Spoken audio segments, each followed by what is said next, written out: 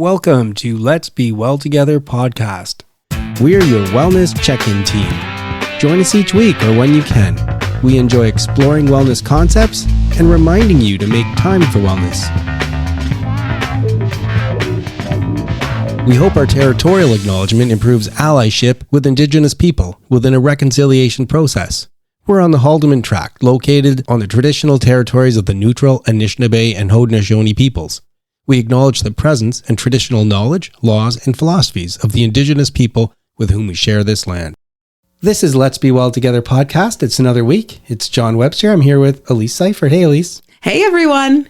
Now, you were actually a guest before you started doing more of these regular co-hosting. And you talked to us on episode 34 about your yoga experience when you took a course in India, in Goa, to become a yoga instructor. And at the time you talked about 8 limbs of yoga. Mm-hmm. And today I want to talk about kind of one part of that, which is nonviolence. That's right. So can you start by putting me in the right frame of mind? What limb of yoga was it and where do we go from there? Of course. So within yoga, there are 8 limbs. And I know often when people think about yoga, they just think about the physical practice of yoga, when in fact, that's just one of the limbs of yoga. That surprised me because I thought yoga was the stretches and the movement and all that stuff. Exactly. I think we always think about it as an exercise when really It's a lot more than that. So another one of the limbs of yoga is the yamas, and these are the ethical and moral guidelines of your life. And one of them is nonviolence. All right. And that's what I'm hoping to chat about today. Yeah. And when I first read about nonviolence before taking our class, I thought, it's pretty obvious. I just shouldn't be violent towards another person. I shouldn't be physically violent. So I was surprised to learn that it was a lot more than that. So it doesn't necessarily just go towards physical violence to another person, but also violence towards nature. So talking about our plants, talking about our animals. And it also goes towards violence in your relationships socially. So not just violent acts physically, but also the way that you speak to other people. So I found that really fascinating. What I'm thinking is maybe more saying, I can imagine living in harmony with these things, living in harmony with nature, with animals, with people. Is violence anything that's not that? Or is it being aggressive? How do you see violence in that context? I always thought of it as aggression. When I thought about violence, I thought of aggression. But from learning about these limbs, it's actually any way where you treat someone without kindness is violence. Oh, okay. So even thinking about another person in a negative way, that could be sending violence towards them, which I didn't think about in that context at all. So I know sometimes when you're frustrated with someone, I tend to hold it in and I think about it in my head and how frustrated I am with a person. And we were taught to let that go and send them a kind mantra in our head instead. That's interesting. I remember, that reminds me of an anecdote, if I could just ramble on for a couple minutes. And I can't remember where I read it, so I wish I did. But it had to do with a sports analogy. And I think it was a hockey player. And the idea was, it was a brand new hockey player, a rookie, and he gets on a professional team. And every time he hits the ice, it's like he makes a mistake and the coach blasts him and it's just terrible. So things just don't go well. And he goes out, he makes a mistake, he comes back to the bench, he's in trouble. And the whole season's a bit of a bust. And he really hates the coach because he thinks the coach hates him. And this particular person was pretty religious. I think he was from the Christian faith. Mm-hmm. And he ended up at a Christian camp in the summer. And one of the things they were talking about in a circle was experiences and stuff. And he was talking about how this coach hates him and it's making his life miserable and it might ruin his career and he might never have a chance to have a career because of it. And somebody said, they want you to pray for him. I want you to start praying for the coach. And it kind of took this player back. He's like, why would it, that doesn't really make a lot of sense to me. Yeah. But just skipping forward. So what ended up happening was, as he started to pray for this coach, he started to empathize. What's the coach going through? What pressures are on the coach? How can he help the coach be at the coach's best? And a whole bunch of stuff like that. And he went through that exercise. And then when he went back the next season, with a different frame of mind, where he's trying to send good thoughts towards the coach, then the impact of the lessons he was getting was different than getting blasted. And it worked out really well for both of them. So now whether that's a true story or not, I have no idea, but it ties in with what you're saying. Oh, definitely. That when you start to try and send positive thoughts towards other people, it can change the way that you not only act towards them, but the way you see them acting towards you. That's right. And then our teacher challenged us to think about the way that we send thoughts to ourselves. And I never thought about that before because I never think about how I treat myself mentally. I never thought that I should be doing that to myself as well. I always think about other people. That's kind of the person I am. I tend to be a people pleaser. So I'm often thinking about how I can fix or help other people, but I never think about the way that I treat myself and the thoughts that I give myself. So nonviolence towards yourself is also such an important part of this limb of yoga. And I think that's something I need to practice more. And I think a lot of people would say they have to practice more. Because it's kind of a strange concept. Don't be violent towards yourself. As if you're thinking of it as physical, but it makes a lot more sense. You know, if you're saying don't send negative thoughts to yourself, because that can be violent.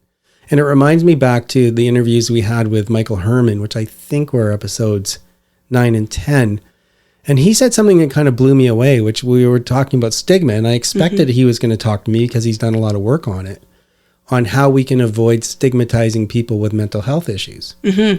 But what he ended up saying was that he was talking about that, and he talked about the different stigmas associated with different people. You know, like some conditions are associated with being lazy. Others are associated with doing other things or being irresponsible, none of which are true. And what he said was he never had any issue imposing those stigmas on other people, but he did a really good job imposing them on himself. So that when he suffered from depression and anxiety, he bought right into the stigmas, and he was calling himself the names that he wouldn't call other people, which to what you're saying is exercising violence towards himself in thoughts. And so it is interesting, and it's something that people could think about, that if they're going to be nonviolent generally, that includes towards themselves, and that includes towards thoughts towards themselves. It's true. And I do try to call people out when they do that to themselves. You know, people often will say negative things about themselves. And I'll say, don't say that about yourself. You're an incredible person. And I even do that to my students. So I teach kindergarten, quite young. And I treat them talking to themselves negatively the same way I would treat them talking negatively about another student. So I'd say, don't say that about so-and-so. So-and-so is my friend, and I care about them. So I try to call them out on it and try to help them to see how they can talk positively to themselves, because it's so important. We really do become the thoughts that we have. Have you ever kind of worked with this? Like, for example, do you ever find yourself thinking these negative thoughts? And if so, how do you either turn that around or stop it from happening? I try to do the same practice that I would if I say something negative about a person in my mind. I try to send them a positive mantra. So I would try to do that to myself. So maybe something like, I'm doing the best that I can. If I'm saying something negative about my work performance or when I'm trying to learn a new skill, you know, just pull back and say, I'm doing the best that I can, and taking a big breath and giving myself time, or saying that I can do it again next time. I can do it better next time. So I do try to be more cautious of it, but sometimes it's so hard when you're in the moment because you're feeling that feeling and you're in that feeling. So trying to pull back from that feeling and try to notice what you're saying is difficult. And I think, like you said, it's work. So it's something that I can definitely continue to work on. And I don't know if you feel the same way. Well, I didn't really think of it in that context. So I do try not to have negative thoughts, but what I tend to do is more, if I'm having negative thoughts, especially if my mind's spinning, which it tends to do, I try and do exercises like mindfulness things where I focus on my breath is a really big one, especially like a deep breath into my lower abdomen, and try and slow things down. I try and bring myself back to the moment. But I don't think I've ever really noticed or thought about that I have to change my thinking about myself. Like, instead of saying positive thoughts, like maybe trying is good enough. Yes. Maybe trying is good enough. Instead of saying something like that, I'll just say, don't think about that right now. Right. You know? So I like this idea of trying to notice if I'm sending negative thoughts towards myself, and maybe trying to substitute that with some positive thoughts, some kind of mantra. So I like that idea a lot. That's something we do a lot in the classroom. So we have a term for it. It's called a fixed mindset versus a growth mindset. So a fixed mindset would be something like, I can't do that, or that's too hard. So a lot of times with our students, what we would do is challenge them to think, instead of saying, I can't do that, what can you say to yourself next time? So they come up with some great ideas, like, instead of saying, I can't do that, I'll say, I'm trying my best. And I think that's a great way to open up your mind to what you're doing, the new activities that you're trying to accomplish. Yeah, and that just reminds me, and I'm just looking it up. If you go back to our episodes 39 and 46 in the first 10 minutes, which is this session, which is what's on your mind, we talked about positive affirmations, some of the ones we found on the internet. And there's a lot of really good ones that might fit well in this context. Definitely. Okay, well, thanks very much, Elise. That was a really interesting thought in terms of one of the yamas. That's right. That I had no idea existed. It's out there now. And now I know something more. Guests are giving their time, expanding our minds. So this is the third of 3 interviews with University of Waterloo students. We asked Isabel Sinclair about stressors at university. We asked Huria Rizwan about the many activities she's balancing. And today we're speaking with Ciara Fletcher, who's at an interesting time in her life. She's thinking about career choices. How will her work life unfold? And we hope to interview people at different stages of life to get a snapshot of what's affecting them and the decisions they face. So welcome, Ciara. Thank you so much for having me. And I definitely look forward to chatting more about careers and just figuring out your life when you're a university student. Ciara Fletcher is a third-year student at the University of Waterloo in the Honors Legal Studies program. Additionally, she has 2 minors in philosophy and sociology and is part of the co-op stream, which has been a key in kickstarting her career as a student.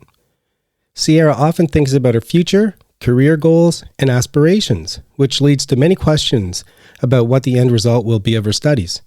And luckily, Ciara uses her current co-op experiences, hopefully with many more to come, as a tool to see where her interests lie. So Ciara, I imagine there's a lot of opportunities and choices for you to think about in a context where you still may be unsure about what your working life will look like or what will most interest you. And I'd like to hear your thoughts about how to approach this. Then ask some questions from my perspective, somebody who's had a career for a while. So how does that sound? That sounds perfect. Let me just begin generally by asking, what careers are you thinking about as possibilities? Awesome. So that's a great question. So I have 4 major careers or pathways we could say that I often think about. The first one would be the traditional go to law school pathway. And then the career goal out of that would be becoming a lawyer. What's really interesting about this and why I'm very into this career pathway is I definitely think about all of the opportunities as a lawyer, all of the different fields, the strands. So that's definitely my top of the list. So the second career that I think about is being at a legal department of a company.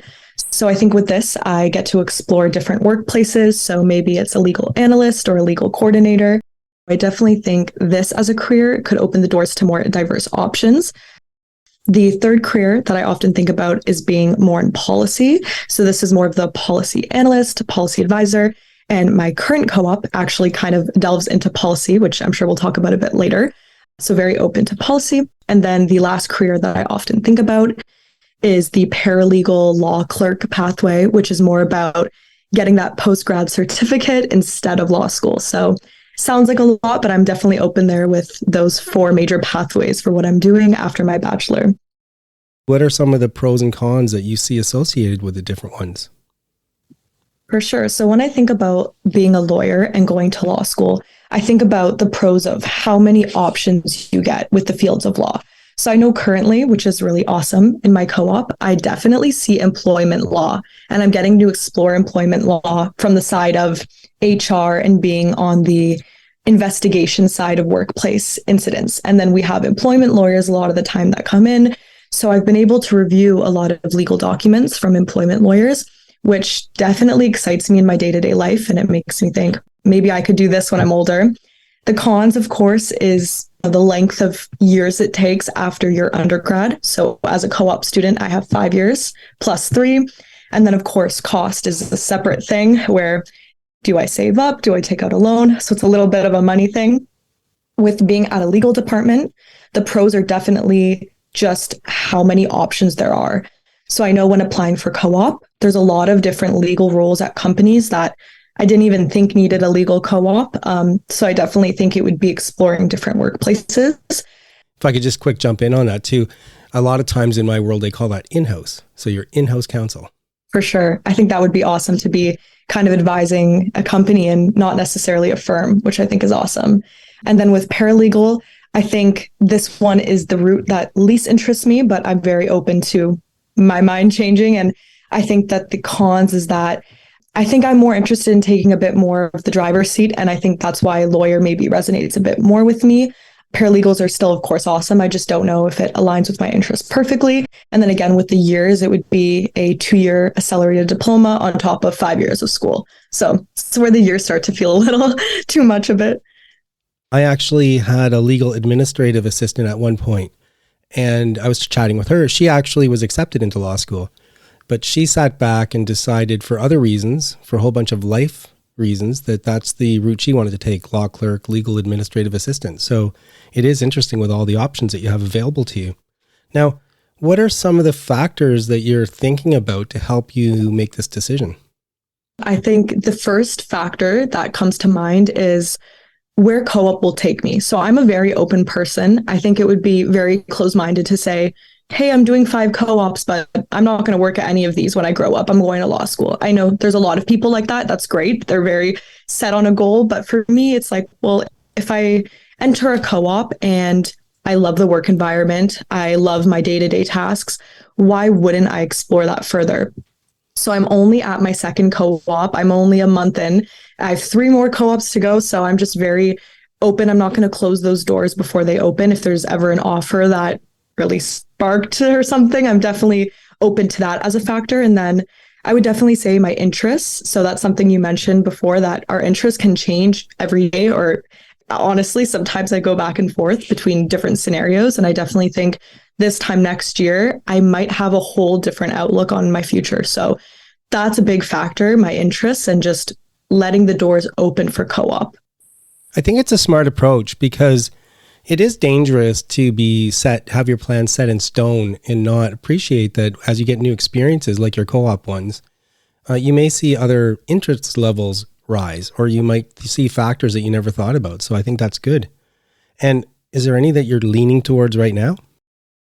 I'm probably leaning towards law school pathway. And I think the reasoning behind this is I genuinely really like going to school. I know it's not everybody's cup of tea. I really enjoy courses, learning new things, assignments, deadlines, being organized. I really do like school. So when I think about going back to school for 3 years, that actually doesn't scare me that much. I'm like, okay, I'll learn more. And I definitely hear law school as a challenge. I don't want to say university's super easy, but I find that I navigate through it very well while attaining grades that are very good. So I'm thinking maybe I need a challenge educationally to be pushed a bit. And then, as you said, with the paralegal, I could do law school and end up anywhere. I don't have to be a lawyer. So I definitely see the value in pursuing it, even if I don't become a lawyer exactly. Well, I want to come at you from a different direction. I'm going to have to kind of go on for a couple minutes to explain where I'm coming from, and then I'm going to ask you a few questions. So I have this theory in terms of maybe working backwards. Instead of choosing your career and then seeing what you get, my theory is to try and think of what you want and then figure out if there's a career that matches that. Most people get the same sort of things: a home, a car, food, entertainment, kids' education, vacations, and all that stuff.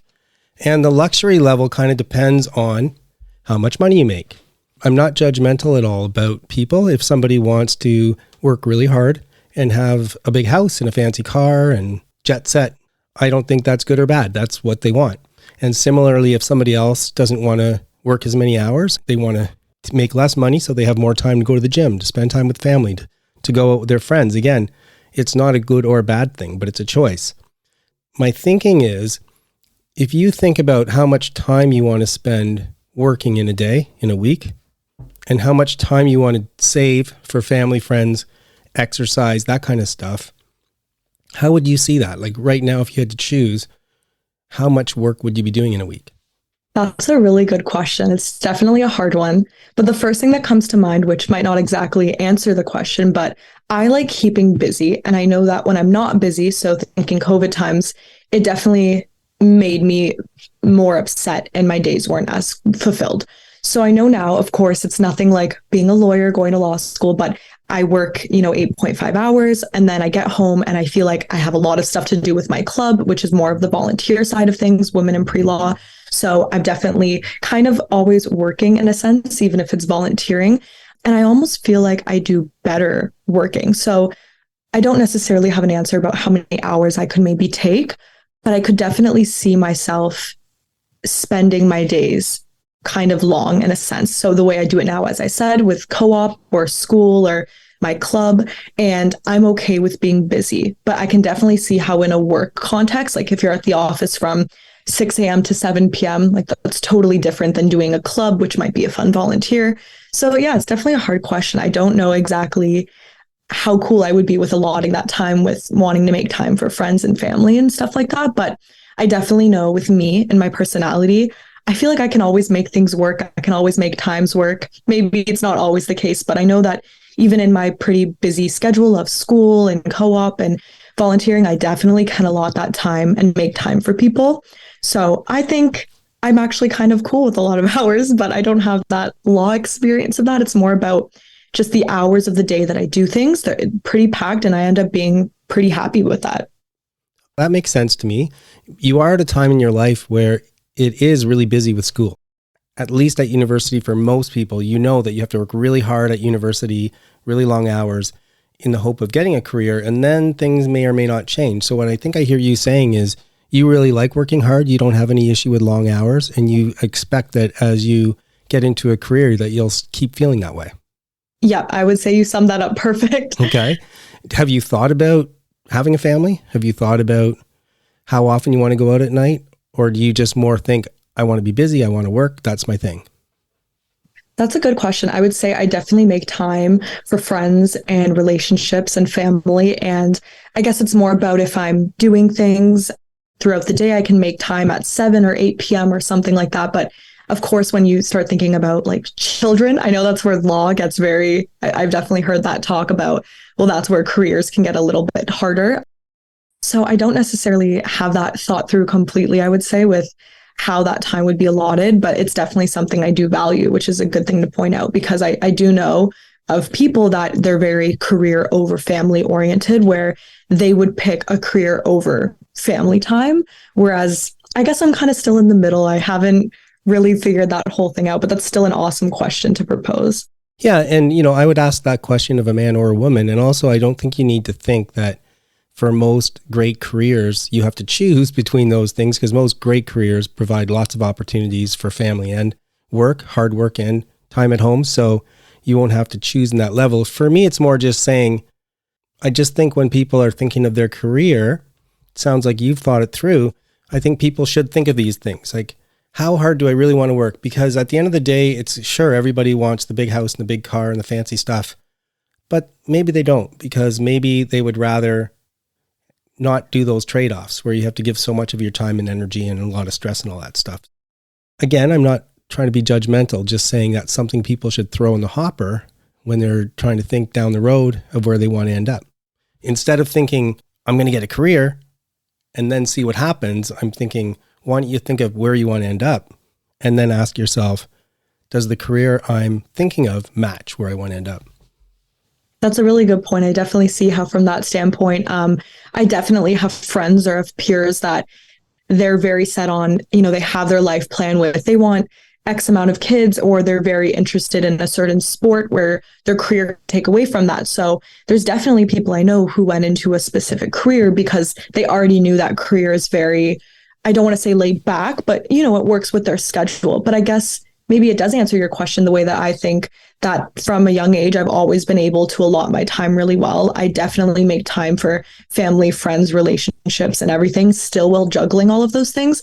So I think that's where maybe I have kind of almost combined the two things you're talking about, where I've been able to, like, I have this career goal and then I have these things and they kind of align. Whereas I have had peers that, as I said, they kind of know the lifestyle they want, so then they find a career to match that, whereas mine might match up. I don't know if I explained that well, but Yeah, no, it does. And I've got some more good news for you too, which is within any career, including law, there's all kinds of different jobs, right? So there's lots of jobs in law that involve tons and tons and tons of hours. And there's lots of jobs in law that you can do less hours. So I don't even think it's necessarily one career versus the other. And then my suggestion would be and I actually think I mentioned this to you when I met you at the university one time, go talk to people who are lawyers.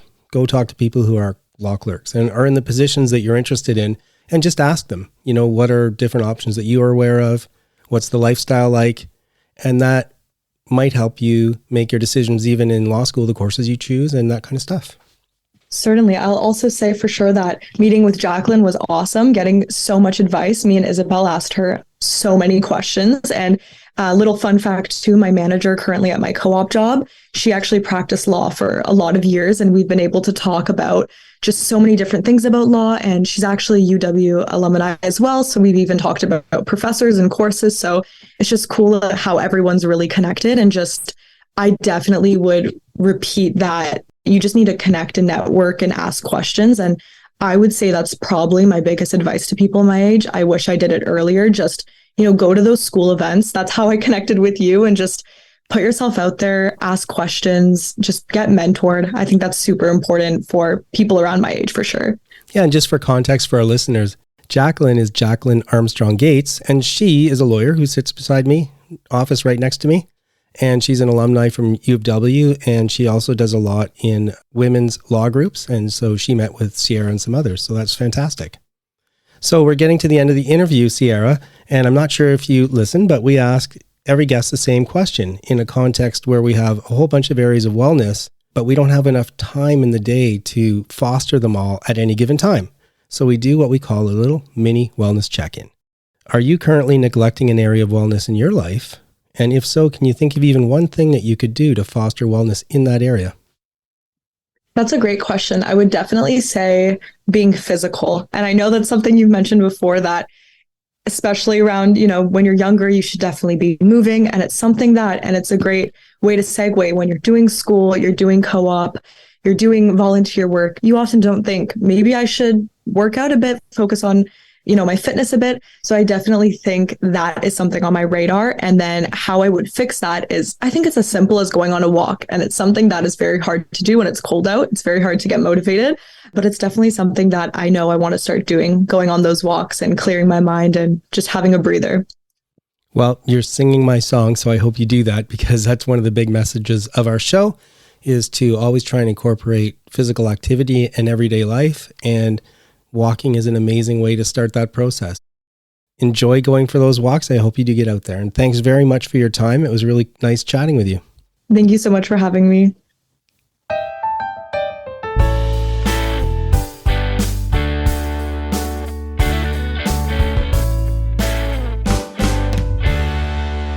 I'm Cameron, and welcome to another installment of The Adventures of the Starving Artist. I had an interesting lesson this week where I had a student that was learning about something called relative majors and minors. And I don't want to turn this segment into a lesson, but I thought it was a pretty cool parallel to life. So check this out. In music, we can have this phenomenon called relative majors and minors. And in a nutshell, what that means is that two completely different feelings can use all the same notes. It just depends on where you start and finish, or where you think of as your home. Are you with me so far? So if we look at the little jingle that comes at the beginning of these Starving Artist segments, this is in a major key. It's in the key of A major, for reference. One more time, it sounds like this.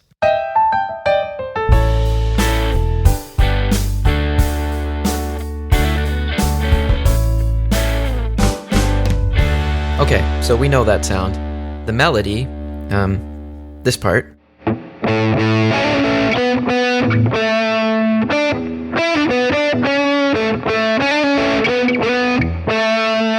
This lives in the key of A. It really wants to go back to home. To here, home, everything is great.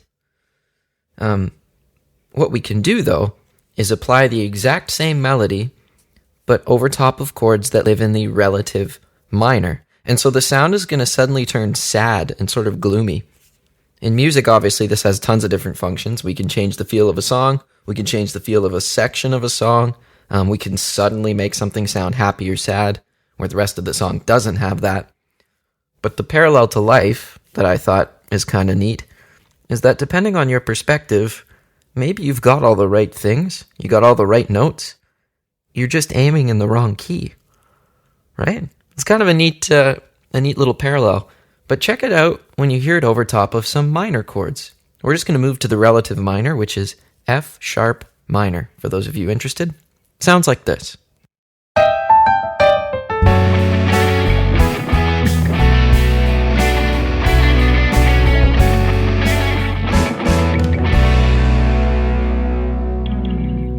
It's pretty cool, right? You can take the same notes, the exact same melody, same timing, as closely as I could play it, without any edits, forgive me, and have a completely different feeling section of music just by changing the supporting harmony, aiming in the relative minor. So yeah, that's my cool little music and life parallel for this week. You might have all the right notes. You might be nailing your solo. Maybe you're just playing in a different key. That's all I've got. Thanks so much for listening. I'm Cameron. This is The Starving Artist, with the regular major jingle again. Until next time.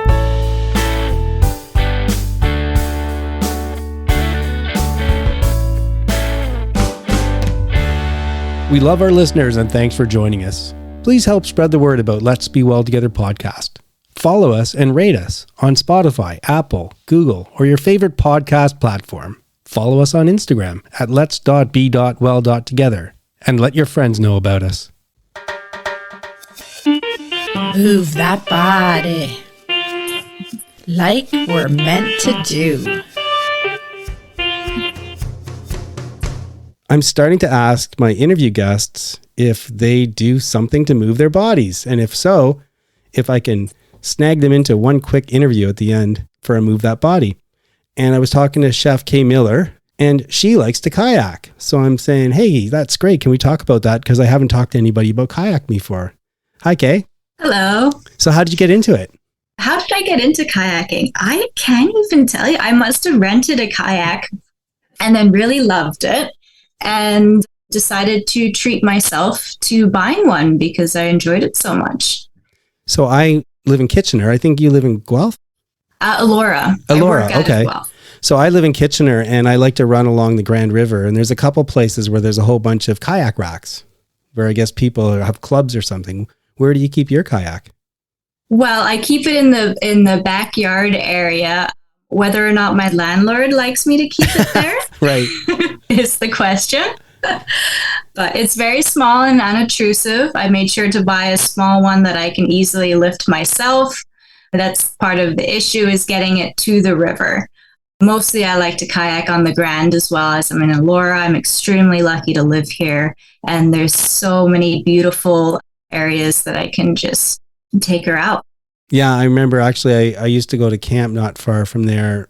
There was the Elora Quarry at the time, and I think that's where we could actually jump off the cliffs into the water. It was a lot of fun. I'm not sure if people still do that. And so how long, like, let's say you went to, you wanted to go kayaking, how long might you go in one session? It depends who I'm with. If I'm alone, I'll be out there for several hours. I like to fish as well. Do I catch anything? Not often. But that's not always like what fishing's about, right? Sometimes it's just enjoying nature. Well, and that's what it's about for me. Just getting out on the water. I was born close to the water, so something about the water really grounds me. It just takes the stress away. The feeling of being buoyant is a huge stress reliever. I'll be out there for hours if I can. Don't you get tired? Isn't that a lot of rowing out there? It is. Luckily, my 15 years of being a chef has equipped me very well with upper body strength. Oh, that's interesting. I wouldn't have thought of a chef as using upper body strength, but I guess you're lifting pots, you're doing a whole bunch of stuff. 50-pound bags of potatoes. Oh, right. Yeah. Yeah. There's a lot of heavy lifting, a lot that you wouldn't imagine being a chef. Okay. So one thing you get out of it is being able to enjoy that buoyancy and being on the water and nature. What else do you like about it? The serenity of it. I like being alone in the water. I think a lot of people find comfort in society and groups. I don't. I'm the person that finds comfort in isolation. And when you're on the water, you're so perfectly isolated. You can look around your surroundings. It's just a very beautiful spot to be. So when you're putting your kayak back on the car and you're just sliding into your car to drive home, I imagine you're pretty relaxed at that point. Yes. Is it like meditating in a way? In a way. Yes, definitely. In a way. A very more physically demanding meditation. Yeah, for sure, because you're working. Yes. There's always the worry if you've strapped it on properly, if those ratchet straps are going to hold. But it's very relaxing. It's the best way to soothe yourself after a long day is just to go out on the water, for myself, to go out on the water. And it's the ultimate stress reliever. So are you saying the kayak you have, like I always just imagine the ones you get, like at a park or something, which just has a hole you sit in. Are you in a kayak that actually kind of wraps around you and you could like flip it all the way over if you had to? No, I have a beautiful angler's hybrid kayak. So it's half sit on top, half sit in kayak. Oh, wow. Sit on top is more common for fishing. However, I like to have a little bit of fun in the rapids. So the rapids are the closed sit in. So you can do that flipping action, which I've never been able to do. So I didn't think it was important for me to be able to get one of those kayaks. So are there rapids in the Grand River by Elora that you can go on? Some. Oh, that's amazing. Some. Yeah, because I used to ski and I used to love mogul skiing, which is when you're like going off the bumps. And I kind of imagine that's kind of like the skiing version of going through rapids. Yes, exactly. Well, thanks a lot for sharing that with us. I didn't even think of kayaking, so it was nice to meet someone who liked it so that we could talk to our listeners about it. Kayaking is the best. I highly recommend it to everyone. It's a very low cost, fun way to get out and enjoy the nature around you. There's a thought popped up while running.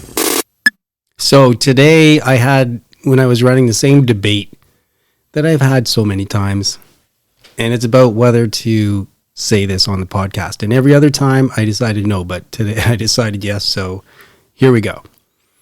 A little secret for the audience. I'm directing a lot of my thoughts. A big reason why I'm doing this is for people in, say, the 18 to 28 range, that 10-year period. It's for everyone, of course. And because we all are going through lots of struggles and we're all trying to do our best. So for sure, this whole way of thinking is for everyone. So don't take it in that regard. But, I regret things that I did in that time period of my life. There were things I could have done differently that would have set me up for the next decades in a much better way. And a lot of it had to do with physical health. Why didn't I keep myself in good shape during those important periods of my life? Why didn't I set myself up better financially? That kind of thing. Why didn't I figure this out? Because then I could have spent decades trying to work on this approach instead of not starting it till my 50s.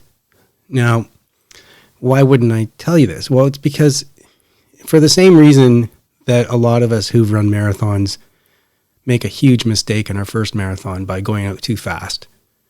Even though we're told not to do it, even though we know not to do it.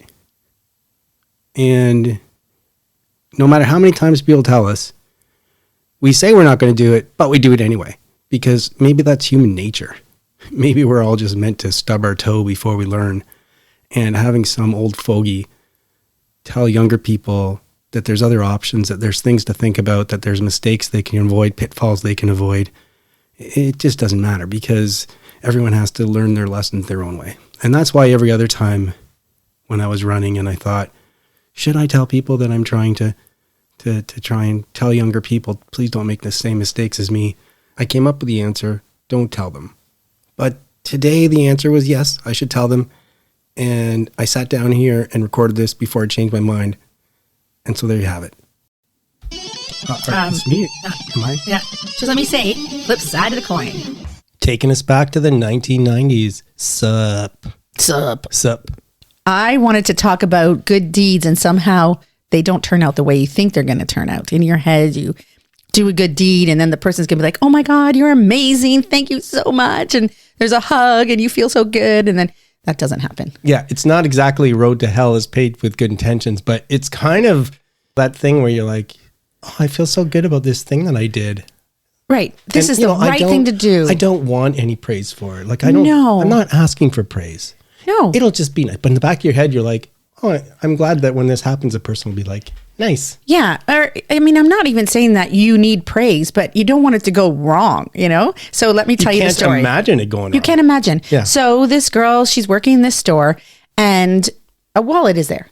And she sees the wallet and her coworker's like, hey, just take the money out and throw it in the garbage. Like, no one's going to know where they lost it or who they, whatever.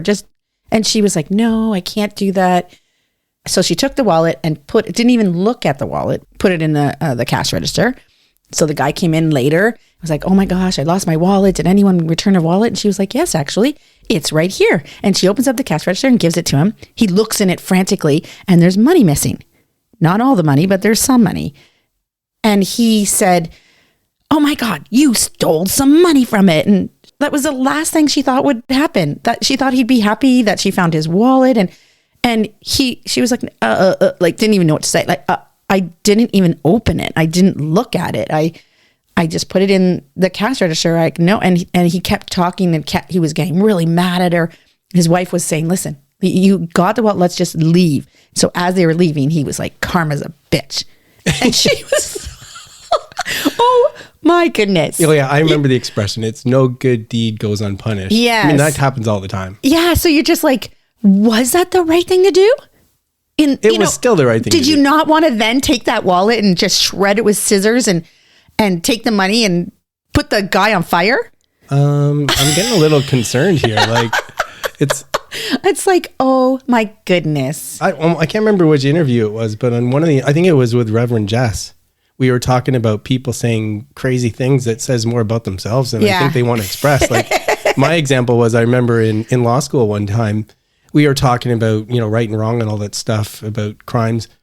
And somebody put up their hand and said, well, everybody knows that the only reason we don't rob and steal and beat people up is because it's illegal. Right. Of course. That's why you don't we're rob all like, and beat. what? Yeah. What? So when you just said that, like, don't you want to burn the guy? No, that never crossed my mind, Sheila.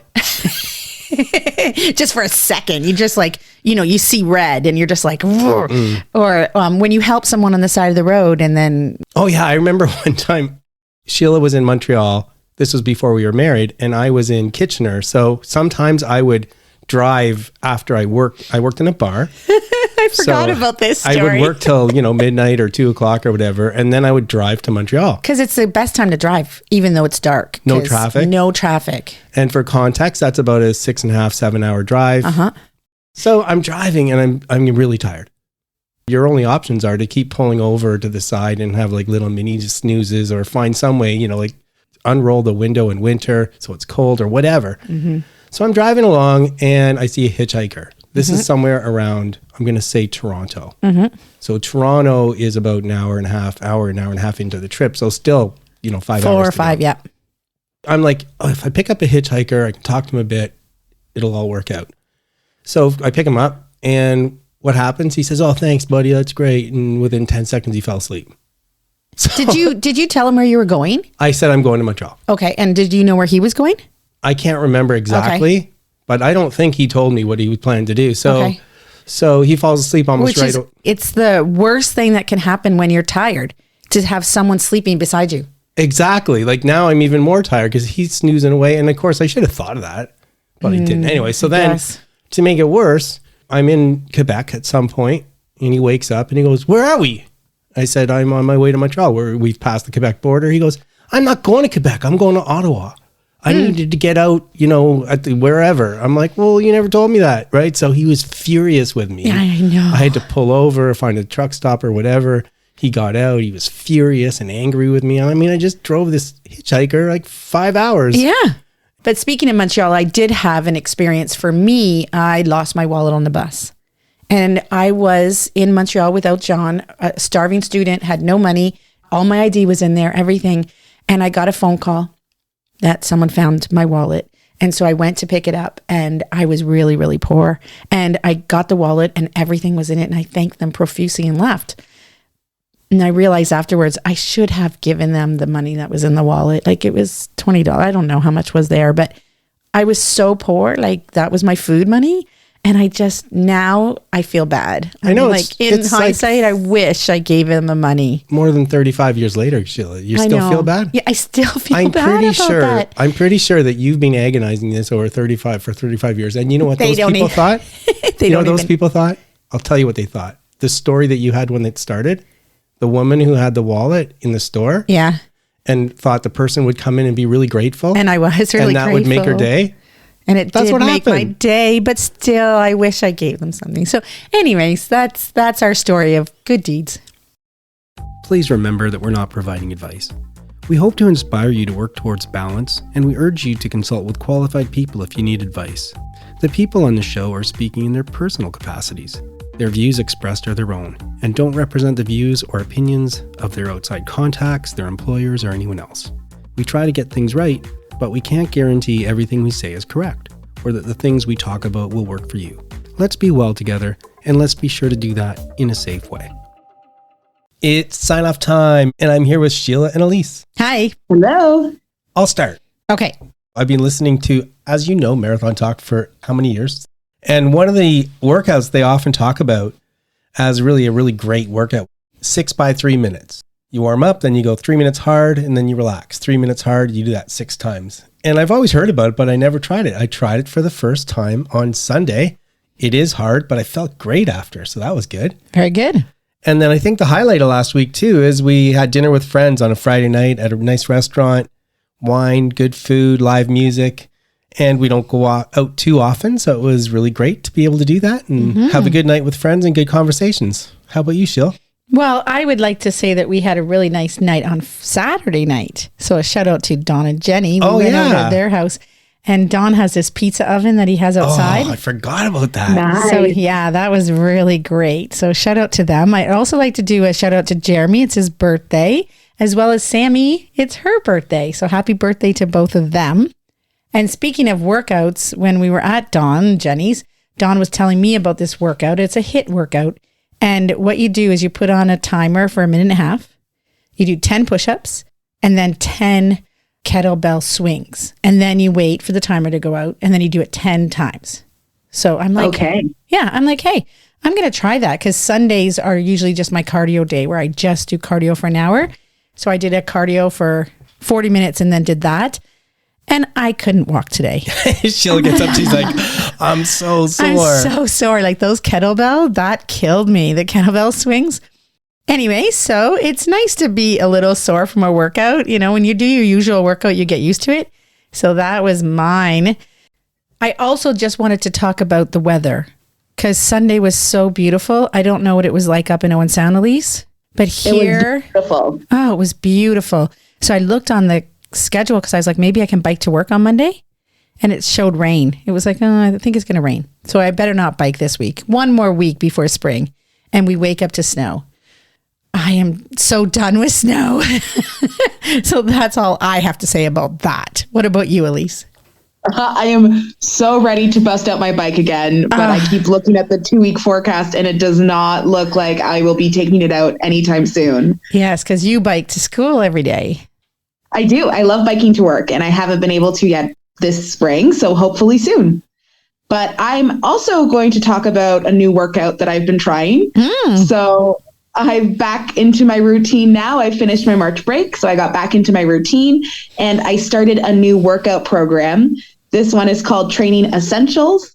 So it has 3 days a week of weight training and then 2 days a week of HIIT training. And I'm excited for the cardio training because the previous program that I had done with my on-demand fitness classes did not include cardio training.